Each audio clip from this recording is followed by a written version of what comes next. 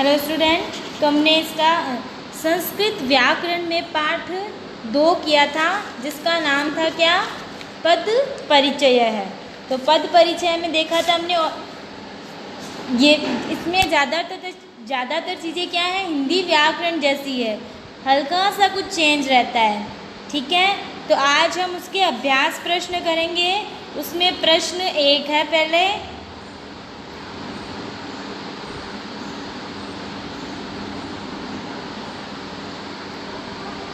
अधोलिखित पदेषु धातुनि पृथक कृत्वा लिखित। तो इनमें नीचे ये शब्द दे रखे हैं, ये पद दे रखे हैं, उनमें से आपको क्या करना है, धातुओं को अलग करना है। धातु पता है ना, जैसे क्या पठ धातु, हस धातु, ऐसे लिख धातु, तो है ना, आपने धातु रूप पढ़े हैं पिछली क्लासों में, तो आपको धातु रूप अलग करके बताने हैं इसमें। तो शुरू करते हैं।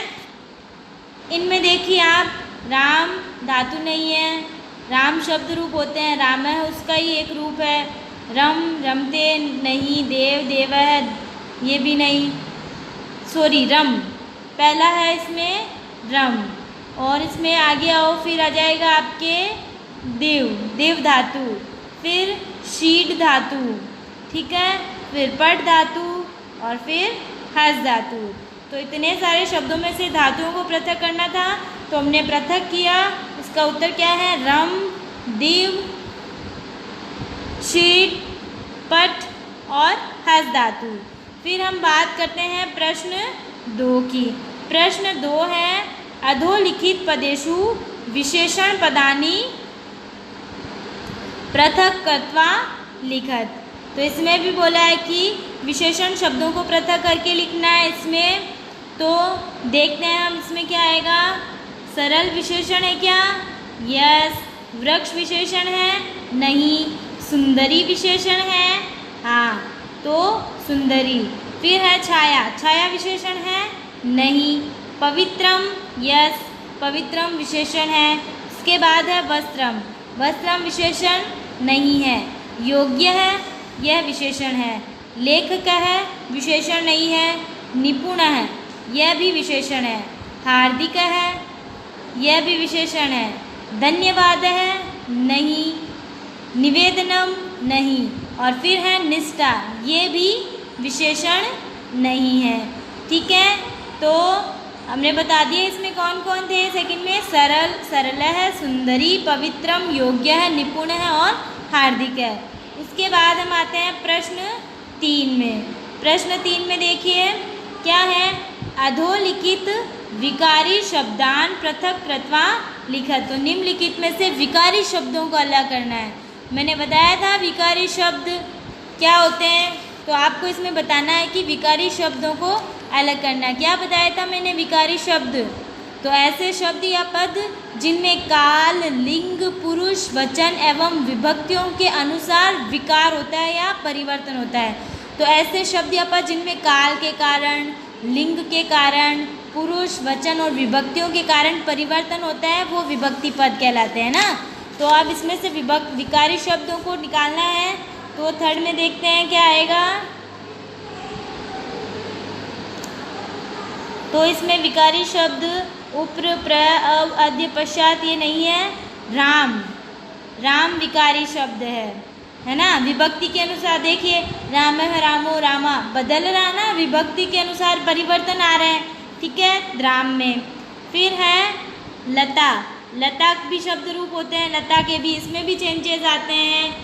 गो, गो में भी गाय के शब्द रूप होते हैं, उसमें भी चेंजेस आते हैं।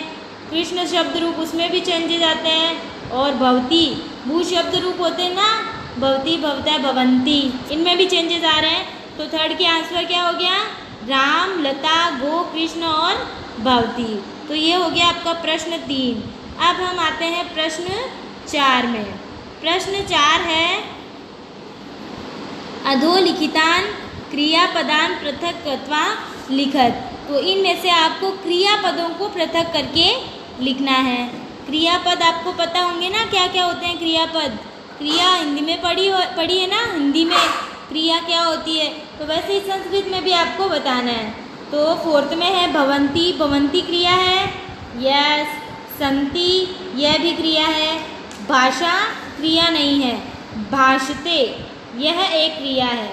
पीड़यन्ति, यह भी क्रिया है। दुखानी, यह क्रिया नहीं है। तो इसमें 4 का आंसर क्या है? भवन्ति, संति, भाषते और पीड़यन्ति। ओके, फिर हम आते हैं प्रश्न 5 में। प्रश्न 5 है अधोलिखितान उपसर्गान पृथक कृत्वा लिखत। तो इसमें आपको उपसर्गों को अलग करके लिखना है। तो उपसर्ग देखो आप, तुष्णिम उपसर्ग क्या? नहीं। अधः नहीं। पश्चात उपसर्ग है? नहीं। ऊपरी उपसर्ग है? नहीं। अब उपसर्ग है ना, तो आ जाएगा अब। प्र उपसर्ग, क्री उपसर्ग नहीं है, नी उपसर्ग नहीं है, शी उपसर्ग नहीं है, आ भी उपसर्ग नहीं है और वी उपसर्ग, जैसे वियोग है ना। तो इसमें क्या क्या आंसर आ जाएगा? अब, प्र, आ और वी। सॉरी, आ भी उपसर्ग ही है। आगमन है ना, तो आ प्लस गमन, आगमन हो गया ना, आ उपसर्ग हो गया। तो इसमें क्या क्या जाएंगे? अब, प्र, आ और वी। उसके बाद हम देखेंगे अब प्रश्न 6। प्रश्न 6 है अधोलिखितान सुबंत पदान पृथक कृत्वा लिखत। तो निम्नलिखित में से क्या करना है? सुबंत पदों को पृथक करना है। सुबंत क्या होते हैं? तो संज्ञा, सर्वनाम और विशेषण आते हैं सुबंत में, ठीक है। तो अब आपको इनमें से संज्ञा, विशेषण और सर्वनाम को अलग करके बताना है। तो रामः, रामः क्या है? संज्ञा, सर्वनाम, विशेषण में से आते हैं क्या? यस। तो रामः। देवः, ये भी है, ये सुबंत पद। भवन्ति नहीं है। पठामः नहीं है। गायामः नहीं है। ये तीनों क्या है? क्रियाएं हैं।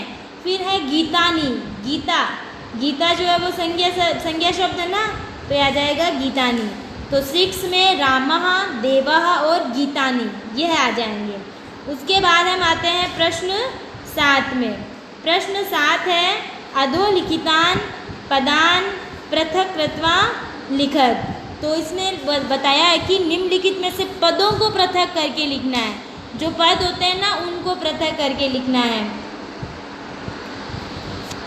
तो देखिए, चरण नहीं, पद नहीं, पदानी, पदानी, वद भी नहीं, वदामः, हर्ष भी नहीं और हसन्ति। तो ये धातु रूप के पद है ना, पद धातु का हो गया ना पदानी। पदानी क्या है? पद है उसका। पद तो एक धातु हो गया, वद धातु हो गया, हस धातु हो गया, पद पैर को भी बोलते हैं। तो 7th में पद अलग करना है। तो इसमें क्या आ जाएगा? पदानी, वदामः और हसन्ति, ये धातु रूप में आते हैं। वदामि, वदामः, वदामः, वदामि, वदावः, वदामः। तो धातु रूप में एक पद आता है ये। तो पदानी, वदामः और हसन्ति ये इसके आंसर है। उसके बाद है प्रश्न 8। इसमें क्या है?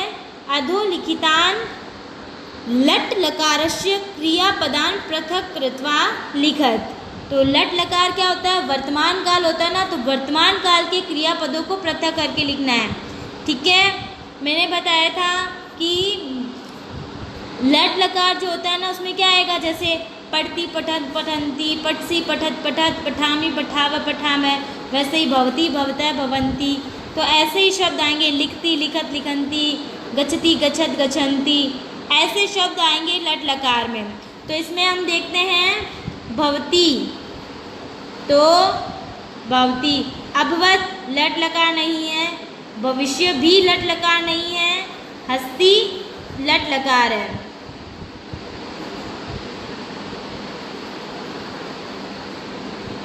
तो अभवत भी नहीं है, भविष्यति भी नहीं है। हस्ती लट लकार है। अहसत नहीं है। हसिष्यति भी नहीं है। गच्छति यह भी लट लकार है। अगच्छत नहीं है, ठीक है। तो 8 का उत्तर क्या है? भवती, हसती और गच्छति। फिर अब हम आते हैं प्रश्न 9 में। प्रश्न 9 में क्या है? मंजूषायाः उपयुक्तं पदं चित्वा रिक्त स्थानानि पूरयत। तो यहाँ बॉक्स में ये जो शब्द दे रखे हैं,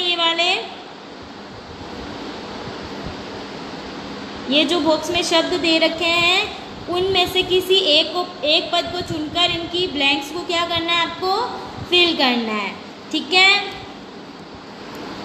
तो देखते हैं।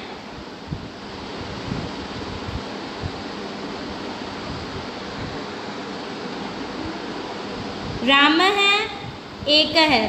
राम क्या है? एक। राम क्या है? किसी का नाम है, और तो नाम किस में आते हैं? संज्ञा में आते हैं। तो राम है, एक है। फर्स्ट में क्या आ जाएगा? संज्ञा। तो पहले में आ जाएगा क्या? संज्ञा। फिर है निर, एक है। निर क्या है? एक। निर क्या है? उपसर्ग है ना, निर उपसर्ग। तो निर क्या आ जाएगा? उपसर्ग। ठीक है। फिर है तत्र। तत्र एक है। तत्र क्या है? एक अवयव है। तो तत्र क्या आ जाएगा?